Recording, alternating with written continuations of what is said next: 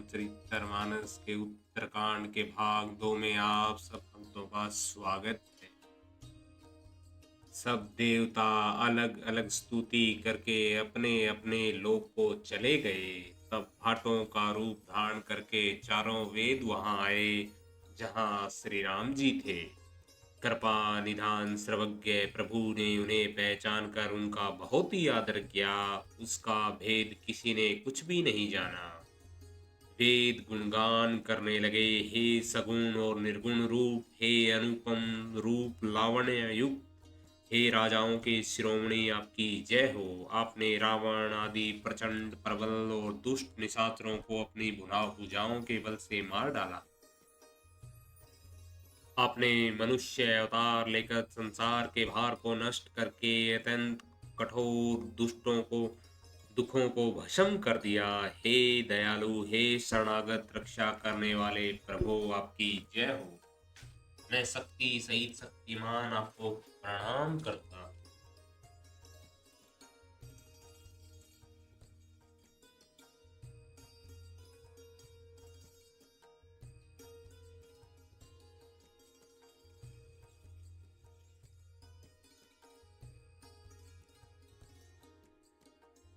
हे हरे, आपकी दुरस्तर माया के वसूबित होने के कारण देवता राक्षस नाग मनुष्य और चर अचर सभी काल कर्म और गुणों से भरे हुए उनके वशीभूत हुए दिन रात अनंत भय आवागमन के मार्ग में भटक रहे हैं। हे नाथ, इनमें से जिनको आपने कृपा करके कृपा दृष्टि से देख लिया वे माया जनित तीनों प्रकार के दुखों से छूट गए।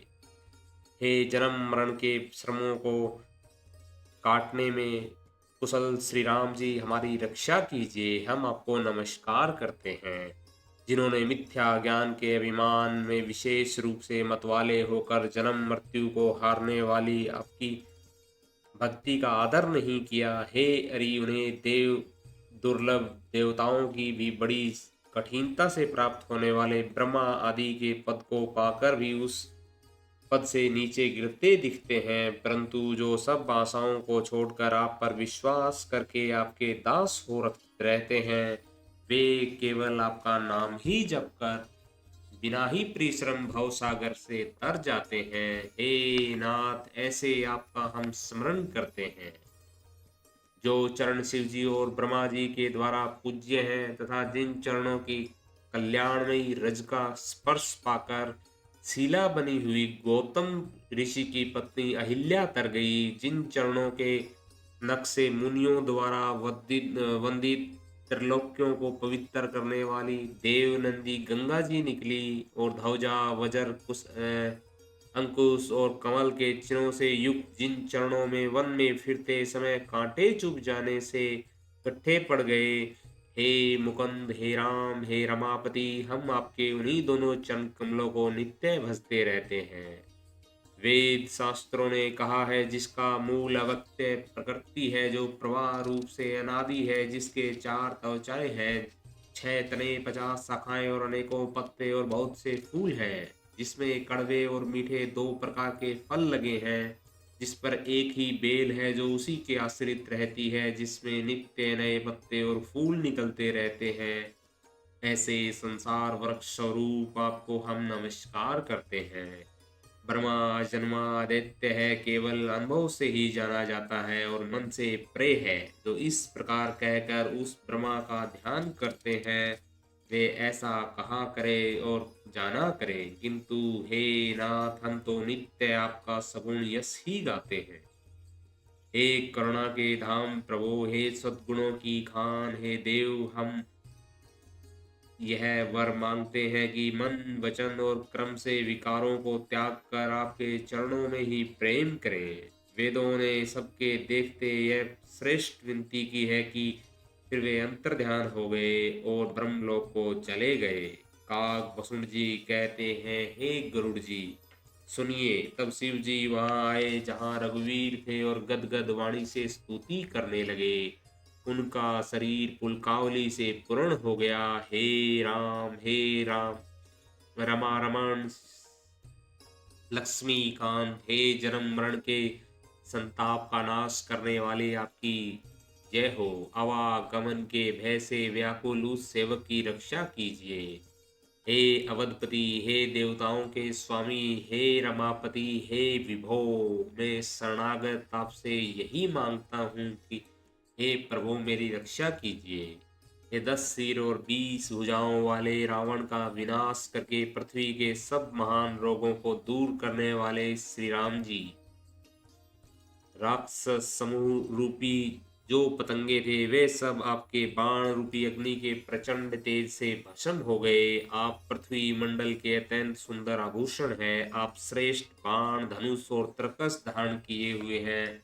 महान मद, मोह और ममता रूपी रात्रि के अंधकार स्वरूप के समूह के नाश करने के लिए आप सूर्य के तजो में किरण समूह है। कामदेव रूपी भील ने मनुष्य रूपी हिरनी के हृदय में उपभोग रूपी बाण मारकर उन्हें गिरा दिया है। हे नाथ, हे पाप ताप का हरण करने वाले हरे, उसे मारकर विषय रूपी वन में भूले पड़े हुए उन पामरनाथ जीवों की रक्षा कीजिए।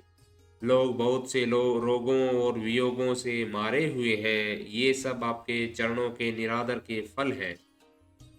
जो मनुष्य आपके चरण कमलों में प्रेम नहीं रह करते वे अथाह भव सागर में पड़े हैं। जिन्हें आपके चरण कमलों में प्रीति नहीं वे नित्य ही अत्यंत दीन, मलिन और दुखी रहते हैं। और जिन्हें आपकी लीला कथा का आधार है उसको उनको संत और भगवान सदा प्रिय लगने लगते हैं। उनमें न राग है, न लोभ, न मान, न मद। उनको संपत्ति और विपत्ति समान है। उन्हीं से मुनि लोग योग का भरोसा सदा के लिए त्याग देते हैं और प्रसन्नता के साथ आपके सेवक बन जाते हैं। वे प्रेम पूर्वक नियम लेकर निरंतर शुद्ध हृदय से अपने आपके चरण कमलों की सेवा करते हैं और निरादर और आदर को समान मानकर वे सब संत सुखी होकर पृथ्वी पर विचरते हैं। हे मुनियों के मन रूपी कमल के भ्रमर, हे महान रणधीर एवं अजय रघुवीर, मैं आपको भजता हूँ, आपकी शरण ग्रहण करता हूँ। हे हरि, आपका नाम जपता हूँ और आपको नमस्कार करता हूँ। आप जन्म मरण रूपी रोग की महान औषध और स्वाभिमान के शत्रु हैं। आप गुणशील और कृपा के परम स्थान हैं। आप लक्ष्मीपति हैं। मैं आपको निरंतर प्रणाम करता हूँ।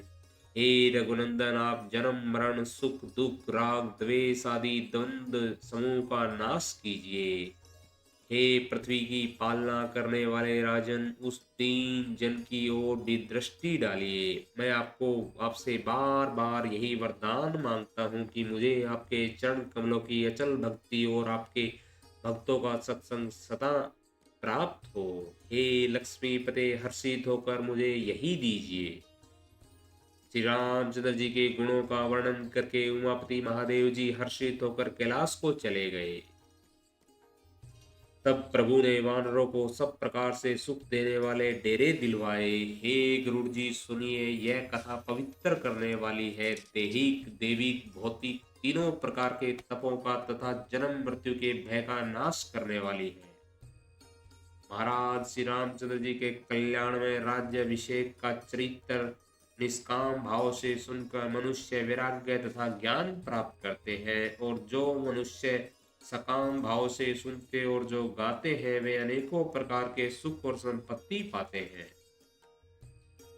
वे जगत में देव दुर्लभ सुखों को भोग कर अंत काल में श्री रघुनाथ जी के परम धाम को जाते हैं। उसे जो जीवन मुक्त विरक्त तथा विषयी पढ़ते हैं सुनते हैं वे क्रमशः भक्ति मुनि मुक्ति और नवीन संपत्ति नित्य नए भोग पाते हैं। हे पक्षीराज गरुड़ जी, मैंने अपनी बुद्धि की पहुंच के अनुसार राम कथा का वर्णन किया है जो जन्म मरण के भय और दुख को हरने वाली।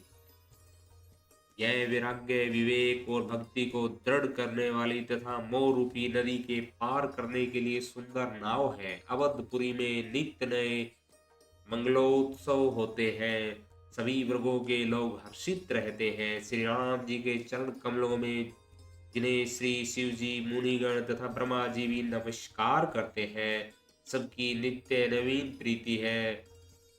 भिक्षुकों को बहुत प्रकार के वस्त्राभूषण पहनाए गए तथा ब्राह्मणों ने नाना प्रकार के दान दिए।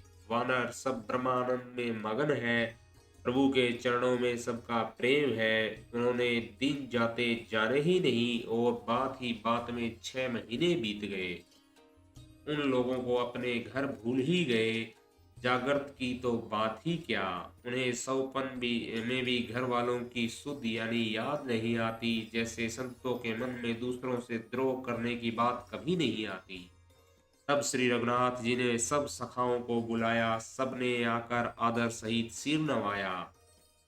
बड़े ही प्रेम से श्री राम जी ने उन्हें अपने पास बैठाया और भक्तों को सुख देने वाले कोमल वचन कहे। तुम लोगों ने मेरी बड़ी सेवा की है, मुंह पर किस प्रकार तुम्हारी बड़ाई करूं।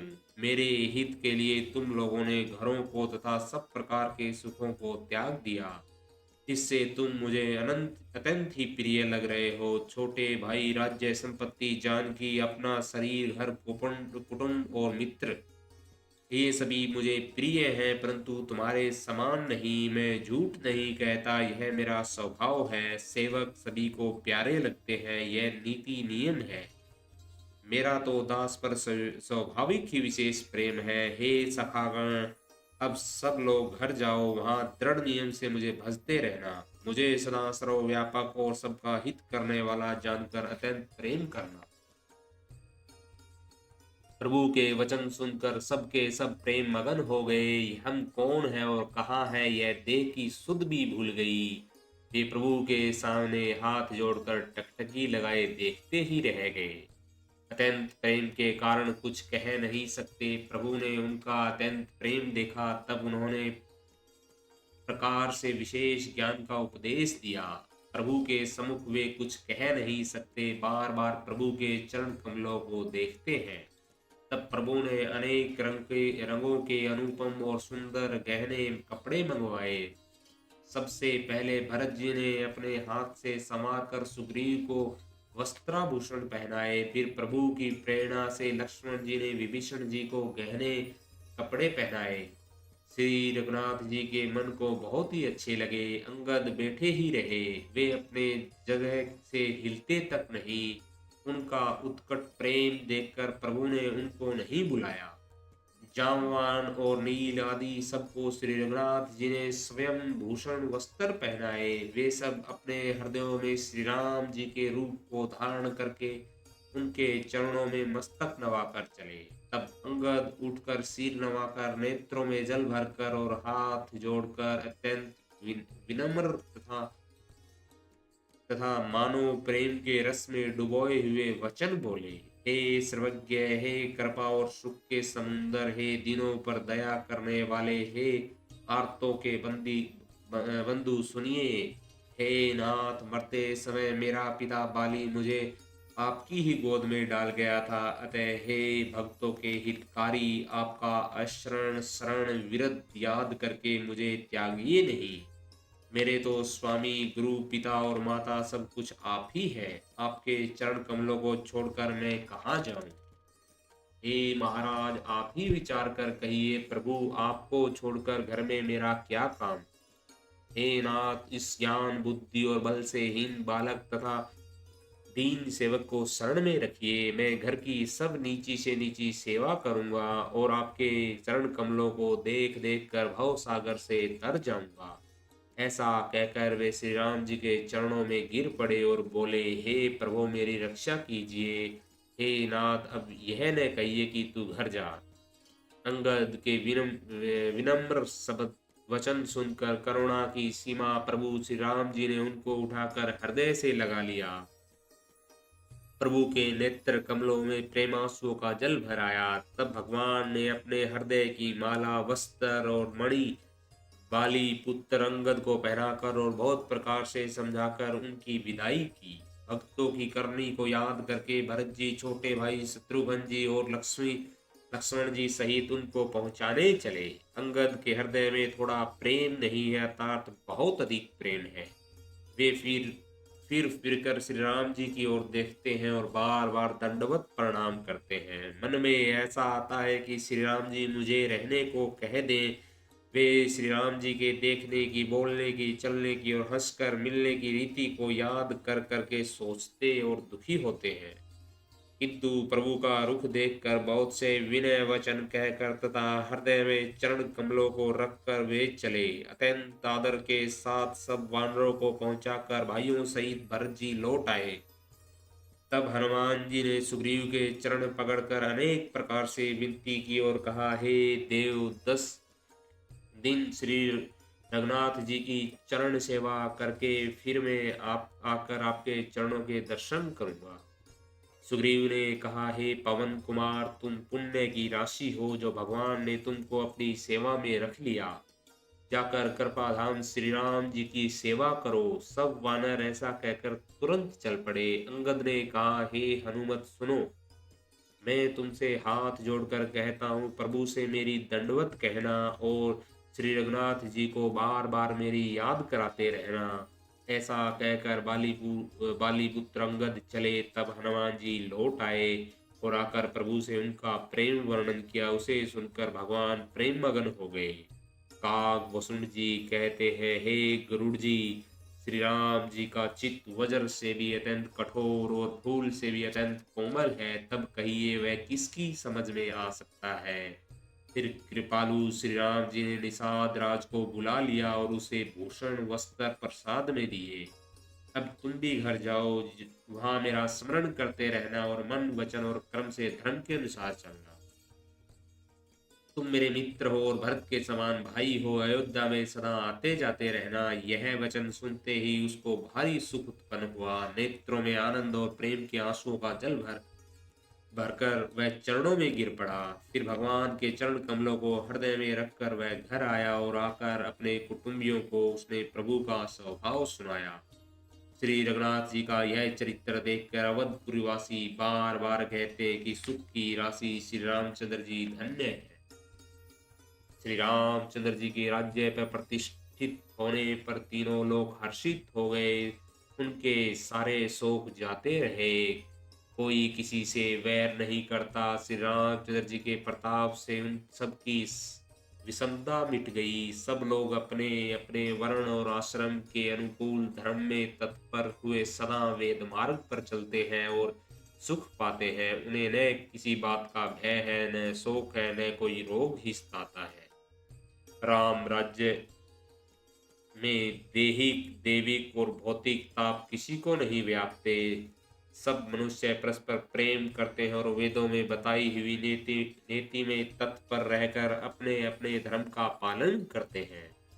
धर्म अपने चारों चरणों सत्य, सोच, दया और दान में जगत में परिपूर्ण हो रहा है। सौपन में भी कहीं पाप नहीं है। पुरुष और स्त्री सभी राम भक्ति के प्रायण है और सभी परम गति मोक्ष के अधिकारी है। छोटी अवस्था में मृत्यु नहीं होते, न किसी को कोई पीड़ा होती है। सभी के शरीर सुंदर और निरोग है। न कोई दरिद्र है, न दुखी है, न ही दीन ही है, न कोई मूर्ख है और न शुभ लक्षणों से हीन ही है।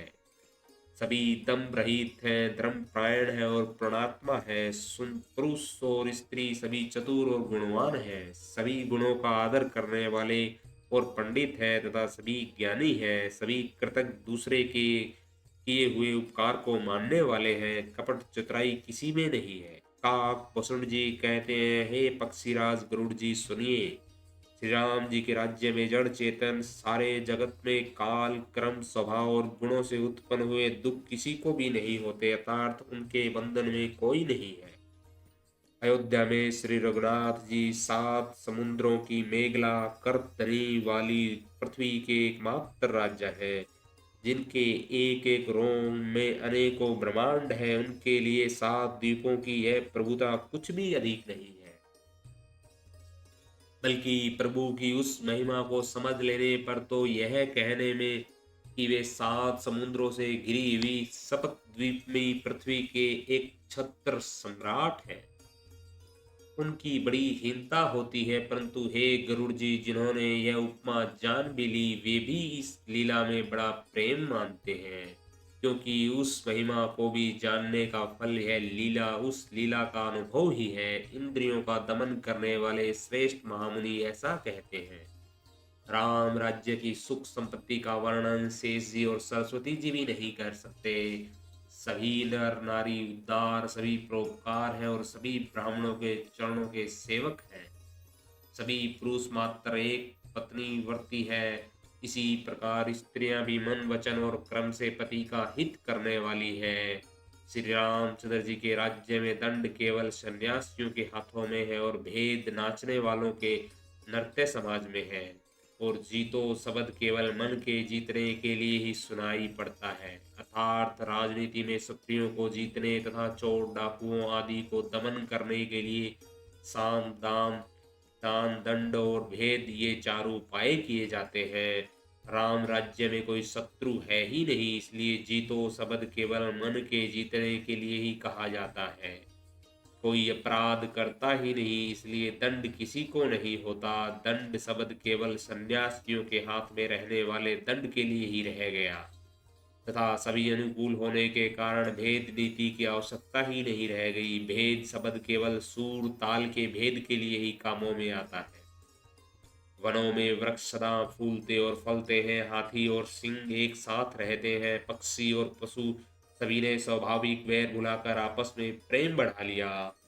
पक्षी कूंजते मीठी बोली बोलते हैं, भांति भांति के पशुओं के समूह मन वन में निर्भय विचरते हैं और आनंद करते हैं। शीतल मंद सुगंधित पवन चलता रहता है, भौरे पुष्पों का रस लेकर चलते हुए गुंजार करते जाते हैं। बेलें और वृक्ष मांगने से ही मधु टपका देते हैं, गौएं मनचाहा दूध देती है, धरती सदा खेती से भरी रहती है। त्रेता में सतयुग की करनी हो गई, समस्त जगत के आत्मा भगवान को जगत का राजा जानकर पर्वतों ने अनेक प्रकार की मणियों की खाने प्रकट कर दी। सब नदियां श्रेष्ठ शीतल निर्मल और सुखप्रद स्वादिष्ट जल बहने लगी।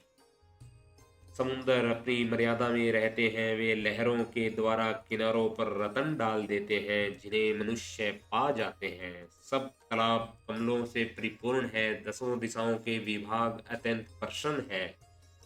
श्री रामचंद्र जी के राज्य में चंद्रमा अपनी किरणों से सूर्य को पूर्ण कर देते हैं, सूर्य उतना ही तपते हैं जितने की आवश्यकता होती है और मेघ मांगने से जब जहाँ जितना चाहिए उतना ही जल देते हैं। प्रभु श्री राम जी ने करोड़ों आसव में यज्ञ किए और ब्राह्मणों को अनेकों दान दिए। श्री रामचंद्र जी वेद मार्ग के पालने वाले, धर्म की दूरी को धारण करने वाले, प्रकृति जन्य सत्व रज और तम तीनों गुणों से अतीत और भोगों के इंद्र के समान है। शोभा की खान सुशील और विनम्र सीता जी सदा पति के अनुकूल रहती है। वे कृपा सागर श्री राम जी की प्रभुता महिमा को जानती है और मन लगाकर उनके चरण कमलों की सेवा करती है। यद्यपि घर में बहुत से अपार दास और दासियां हैं और वे सभी सेवा की विधि में कुशल हैं, तथापि भगस्वामी की सेवा का महत्व जानने वाली हैं। श्री सीता जी घर की सब सेवा अपने ही हाथों में कर लेती है और श्री रामचंद्र जी की आज्ञा का अनुसरण करती है। कृपा सागर श्री रामचंद्र जी जिस प्रकार से सुख मानते हैं, श्री जी वही करती है, क्योंकि वे सेवा की विधि को जानने वाली है।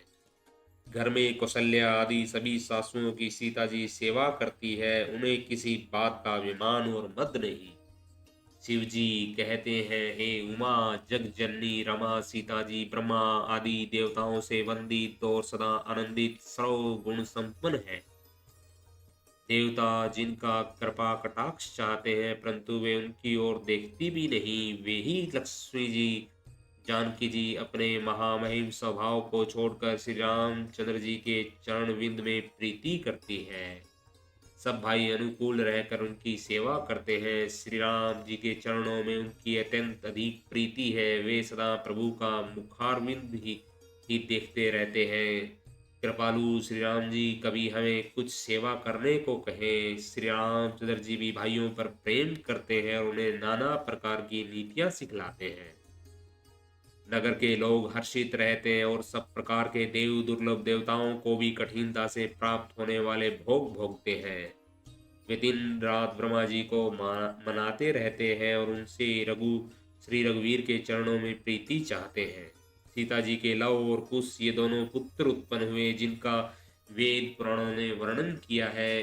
वे दोनों ही विजयी विख्यात योद्धा, नम्र और गुणों के धाम है और अत्यंत ही सुंदर है, मानो श्री हरि के प्रतिबिंब ही हो। दो दो पुत्र सभी भाइयों के हुए जो बड़े ही सुंदर, गुणवान और सुशील थे, जो बौद्धिक ज्ञान, वाणी और इंद्रियों से परे और अजन्मा तथा माया, मन और गुणों के परे है। यही सच्चिदानंदन भगवान श्रेष्ठ नर लीला करते हैं। प्रातः काल सरयू जी में स्नान करके ब्राह्मणों और सज्जनों के साथ सभा में बैठते हैं।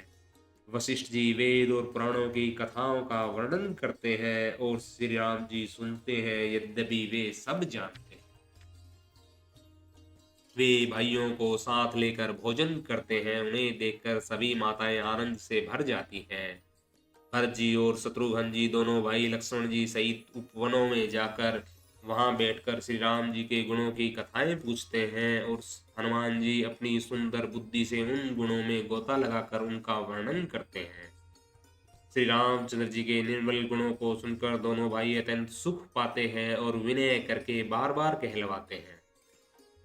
सबके यहाँ घर घर में पुराणों और अनेकों प्रकार के पवित्र रामचरित्रों की कथा होती है। पुरुष और स्त्री सभी श्री राम जी का गुणगान करते हैं और उस आनंद में दिन रात का बीतना भी नहीं जान पाते।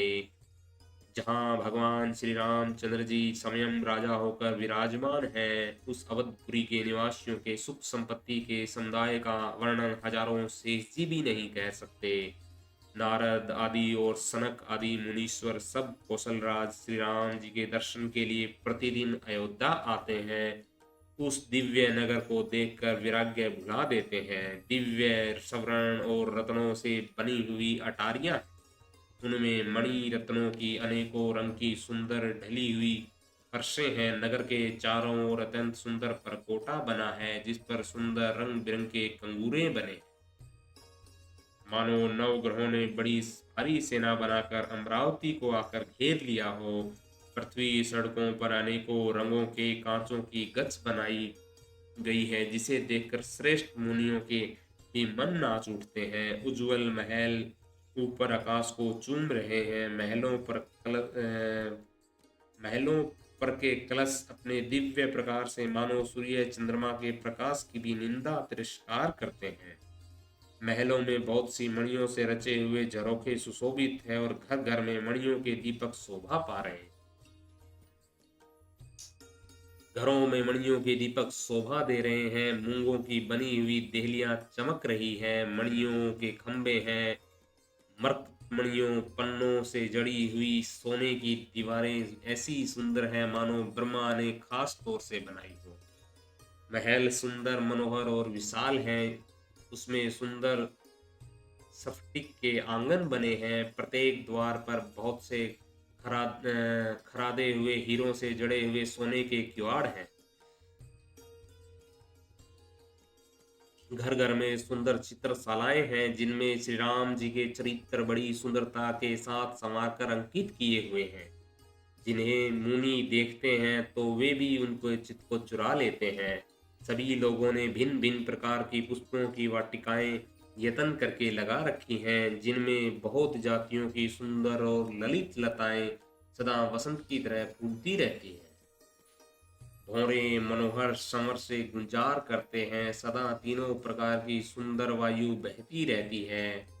बालकों ने बहुत से पक्षी पाल रखे हैं जो मधुर वाणी बोलते हैं और उड़ने में सुंदर लगते हैं।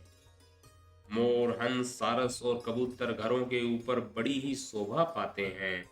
वे पक्षी मणियों की दीवारों में और छत में जहां तहां अपनी परछाई देखकर वहां दूसरे पक्षी समझकर बहुत प्रकार से मधुर बोली बोलते और नृत्य करते हैं। बालक तोता मैना को पढ़ाते हैं कि कहो राम रघुपति जनक पालक राजद्वार सब प्रकार से सुंदर हैं। गलियां, चौराहे और बाजार सभी सुंदर हैं। सुंदर बाजार है जो वर्णन करते नहीं बनता। वहां वस्तुएं बिना ही मूल्य मिलती है। जहां स्वयं लक्ष्मीपति राजा हो वहां की संपत्तियां का वर्णन कैसे किया जाए। बजाज कपड़े का व्यापार करने वाले सराफ रुपयों को पैसों का लेन देन करने वाले और वणिक व्यापारी बैठे हुए ऐसे जान पड़ते हैं मानो अनेक कुबेर हों। स्त्री पुरुष बच्चे और बूढ़े जो भी है सभी सुखी सदाचारी और सुंदर हैं। नगर के उत्तर दिशा में सरयू जी बह रही है जिसका जल निर्मल और गहरा है। मनोहर घाट बंधे हुए हैं, किनारे पर जरा भी कीचड़ नहीं। अलग कुछ दूरी पर यह सुंदर घाट है जहां घोड़े और हाथियों के ठठ जल पिया करते हैं। पानी भरने के लिए बहुत से घाट हैं जो बड़े ही मनोहर हैं। वहां पुरुष स्नान नहीं करते। राजघाट सब प्रकार से सुंदर और श्रेष्ठ हैं जहाँ चारों वर्णों के पुरुष स्नान करते हैं। सरयू जी के किनारे किनारे देवताओं के मंदिर हैं जिनके चारों ओर सुंदर उपवन बगीचे हैं। नदी के किनारे कहीं कहीं विरक्त और ज्ञान प्रायण मुनि और सन्यासी निवास करते हैं। सरयू जी के किनारे किनारे सुंदर तुलसी जी के झुंड बहुत से पेड़ मुनियों ने लगा रखे हैं। नगर की शोभा तो कुछ कही नहीं जाती। नगर के बाहर भी परम सुंदरता है। श्री अयोध्यापुरी के दर्शन करते ही संपूर्ण पाप भाग जाते हैं। वन उपवन बावलियां और तालाब सुशोभित हैं। अनुपम बावलियां तालाब और मनोहर तथा विशाल कुएं शोभा दे रहे हैं जिनकी सुंदर रत्नों की सीढ़ियां और निर्मल जल देखकर देवता और मुनि तक मोहित हो जाते हैं। तालाबों में अनेक रंगों के कमल खिल रहे हैं, अनेकों पक्षी कूंज रहे हैं और भौरे गुजार कर रहे हैं। परम रमणीय बगीचे कोमल और पक्षियों की मानो राह चलने को बुला रहे हैं। स्वयं लक्ष्मीपति भगवान जहाँ राजा हो उस नगर का कहीं वर्णन किया जा सकता है। अणिमा आदि आठों सिद्धियां और समस्त सुख संपत्तियां अयोध्या में छा रही हैं। लोग जहां तहां श्री रघुनाथ जी के गुण गाते हैं और बैठकर एक दूसरे को यही सीख देते हैं कि शरणागत का पालन करने वाले श्री राम जी को भजो। शोभा शील रूप और गुणों के धाम श्री रघुनाथ जी को भजो। कमल नयन और सांवले शरीर वाले को भजो। पलक जिस प्रकार नेत्रों की रक्षा करते हैं उसी प्रकार अपने सेवकों की रक्षा करने वालों को भजो।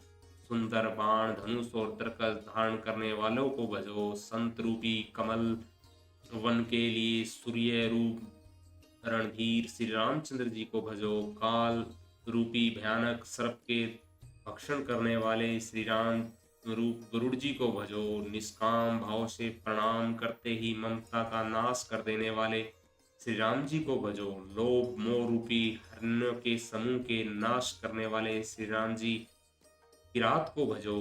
कामदेव रूपी हाथी के लिए सिंह रूप और सेवकों को सुख देने वाले श्री राम जी को भजो। संशय और शोक रूपी घने अंधकार के नाश करने वाले श्री राम रूप सूर्य को भजो। राक्षस रूपी घने वन को जलाने वाले श्री राम रूपी अग्नि को भजो। जन्म मृत्यु के भय को नाश करने वाले श्री जानकी जी सहित श्री रघुवीर को क्यों नहीं भजते। बहुत सी वासनाओं रूपी मच्छरों का नाश करने वाले श्री राम रूप हिम राशि बर्फ के ढेर को भजो। नित्य एक रस अजन्मा और अविनाशी श्री रघुनाथ जी को भजो। मुनियों को आनंद देने वाले पृथ्वी का भार उतारने वाले और तुलसीदास के उदार दयालु स्वामी श्री राम जी को भजो। इस प्रकार नगर के स्त्री पुरुष श्री राम जी का गुणगान करते हैं और कृपा निधान श्री राम जी सदा सब पर अत्यंत प्रसन्न रहते हैं। काकभूषण जी कहते हैं, हे पक्षीराज गरुड़ जी, जब से राम प्रताप रूपी अत्यंत प्रचंड सूर्य उदित हुआ तब से तीनों लोकों में पूर्ण प्रकाश भर गया। बहुत इसमें बहुतों को सुख और बहुत से मन के शोक हुआ। जिन जिनको शोक हुआ उन्हें बखान कर कहता हूँ। सर्वत्र प्रकाश छा जाने से पहले तो अविद्या रूपी रात्रि नष्ट हो गई। पाप रूपी उल्लू जहाँ तहाँ छिप गए और काम क्रोध रूपी कुमुंद मुंद गए। भली भांति के कर्म गुण काल और स्वभाव के ये चकोर हैं जो राम प्रताप रूपी सूर्य के प्रकाश में कभी सुख नहीं पाते। मत्सर डाह मन मोर मदरूपी जो चोर हैं उनका हुनर कला भी किसी और नहीं चल पाता।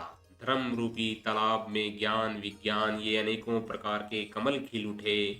सुख संतोष वैराग्य और विवेक ये अनेकों चकवे शोक रहित हो गए। श्री राम प्रताप रूपी सूर्य जिसके हृदय में सब प्रकाश करता है, तब जिसका वर्णन पीछे से किया गया, वे धर्म ज्ञान विज्ञान सुख संतोष वैराग्य और विवेक बढ़ जाते हैं, और जिनका वर्णन पहले किया गया है वे अविद्या पाप काम क्रोध कर्म काल गुण स्वभाव आदि नाश को प्राप्त होते नष्ट हो जाते हैं। एक बार भाइयों सहित श्री रामचंद्र जी परम प्रिय हनुमान जी को साथ लेकर सुंदर वन देखने गए। वहां के सब वृक्ष फूले हुए और नए पत्तों से युक्त थे। सो अवसर जानकर जनका सनकादि मुनि आए। वे तेज के पुंज सुंदर गुण और शील से युक्त तथा सदा ब्रह्मानंद में लवलीन रहते हैं। देखने में तो वो बालक लगते हैं, परंतु है सबके समय के। मानो चारों वेद ही बालक रूप धारण किए हो। वे मुनि समदर्शी और भेद रहित हैं। दिशाएं ही उनके जिनके वस्त्र हैं, उनके एक ही वेशन है कि जहाँ श्री रामचंद्र जी की चरित्र कथा होती है वहां जाकर वे अवश्य सुनते हैं। शिव जी कहते हैं, हे भवानी सनकादि मुनि मुनि कहाँ गए? वहीं से चले आ रहे थे जहाँ ज्ञानी मुनि श्रेष्ठ श्री अगस्त्य जी रहते थे। श्रेष्ठ मुनि ने श्री राम जी की बहुत सी कथाएं वर्णन की थी, जो ज्ञान उत्पन्न करने में उसी प्रकार समर्थ हैं जैसे अरणी लकड़ी से अग्नि उत्पन्न होती है। सनकादि मुनि को आते देखकर श्री रामचंद्र जी ने हर्षित होकर दंडवत की और स्वागत कुशल पूछकर प्रभु ने उनके बैठने के लिए अपना पीताम्बर बिछा दिया। फिर श्री रघुनाथ जी सहित तीनों भाइयों ने दंडवत की। सबको बड़ा सुख हुआ। मुनि रघुनाथ जी को अतुलनीय छवि देखकर उसी में मगन हो गए। वे मन को रोक न सके। हे जन्म मृत्यु के छुड़ाने वाले श्याम शरीर कमल नयन सुंदरता के धाम श्री रामचंद्र जी को टकटकी लगाए देखते ही रह गए, पलक नहीं मारते। और प्रभु हाथ जोड़े सिर नवा रहे हैं। उनकी दशा देखकर उन्हीं की भांति श्री रघुनाथ जी के नेत्रों से भी जल बहने लगा और शरीर पुलकित हो गया। तदंतर प्रभु ने हाथ पकड़कर श्रेष्ठ मुनियों को बैठाया और परम मनोहर वचन कहे। हे मुनीश्वरों सुनिए, आज मैं धन्य हूँ। आपके दर्शनों से ही सारे पाप नष्ट हो जाते हैं। बड़े ही भाग्य से सत्संग की प्राप्ति होती है, जिससे बिना ही परिश्रम जन्म मृत्यु का नष्ट चक्कर नष्ट हो जाता है। संत का संग मोक्ष का और कामी का संग जन्म मृत्यु के बंधन में पड़ने का मार्ग है। संत कवि और पंडित तथा वेद पुराण आदि संत ग्रंथ ऐसा कहते हैं। प्रभु के वचन सुनकर चारों मुनि हर्षित होकर पुलकित शरीर से स्तुति करने लगे। हे भगवान आपकी जय हो। आप अंतरहित विकार रहित पाप रहित अनेक पर सब रूपों में प्रकट एक अद्वितीय और करुणा में। हे निर्गुण आपकी जय हो। हे गुण के समुंदर आपकी जय हो। जय हो। आप सुख के धाम अत्यंत सुंदर और अति चतुर हैं। हे लक्ष्मीपति आपकी जय हो। हे पृथ्वी के धारण करने वाले आपकी जय हो। आप उपमा रहित अजन्मा अनादि और शोभा की खान हैं। आप ज्ञान के भंडार स्वयं मान रहित और दूसरों को मान देने वाले हैं। वेद और पुराण आपका पावन सुंदर यश पाते हैं। आप तत्व के जानने वाले की हुई सेवा को मानने वाले और अज्ञान का नाश करने वाले हैं। हे निरंजन आपके अनेकों नाम है और कोई नाम नहीं, अर्थात आप सब नामों के परे हैं। आप सर्व रूप हैं, सब में व्यापक है और सबके हृदय रूपी घर में सदा निवास करते हैं। अतः आप हमारा परिपालन कीजिए। राग द्वेष अनुकूलता प्रतिकूलता जन्म मृत्यु आदि द्वंद्व विपत्ति और जन्म मृत्यु के जाल को काट दीजिए। हे राम जी, आप हमारे हृदय में बसकर काम और मद का नाश कर दीजिए। आप परमानंद स्वरूप कृपा के धाम और मन की कामनाओं को परिपूर्ण करने वाले हैं। हे श्री राम जी, हमको अपनी अविचल भक्ति दीजिए। हे रघुनाथ जी, आप हमें अपने अत्यंत पवित्र करने वाली और तीनों प्रकार के तापों को जन्म मरण के क्लेशों का नाश करने वाली भक्ति दीजिए। हे शरणागतों की कामना पूर्ण करने के लिए कामधेनु और कल्प वृक्ष प्रभो प्रसन्न होकर हमें यही वर दीजिए। श्री रघुनाथ जी, आप जन्म मृत्यु के रूप समुद्र को सोखने के लिए अगस्त्य मुनि के समान हैं। आप सेवा करने में सुलभ तथा सब सुखों के देने वाले हैं। हे दीन बंधो, मन से उत्पन्न दारुण दुखों का नाश कीजिए और हम में समदृष्टि का विस्तार कीजिए।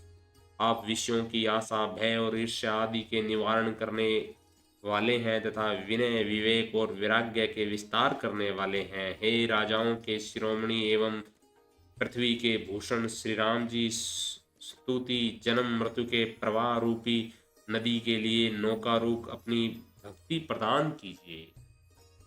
नमस्कार भगत जन।